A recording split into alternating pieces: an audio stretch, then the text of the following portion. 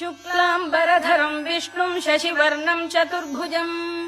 प्रसन्नवदनं ध्यायेत् सर्वविघ्नोपशान्तये व्यासं वसिष्ठनप्तारं शक्तेः पौत्रमकल्मषम् पराशरात्मजं वन्दे शुकतातं तपोनिधिम् व्यासाय विष्णुरूपाय व्यासरूपाय विष्णवे नमो वै ब्रह्मनिधये वासिष्ठाय नमो नमः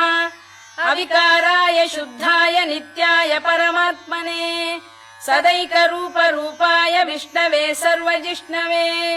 यस्य स्मरणमात्रेण जन्म संसारबन्धनात् विमुच्यते नमस्तस्मै विष्णवे प्रभविष्णवे ॐ नमो विष्णवे प्रभविष्णवे श्रीवैशम्पायन उवाच श्रुत्वा धर्मानशेषेण पावनानि च सर्वशः युधिष्ठिरः शान्तः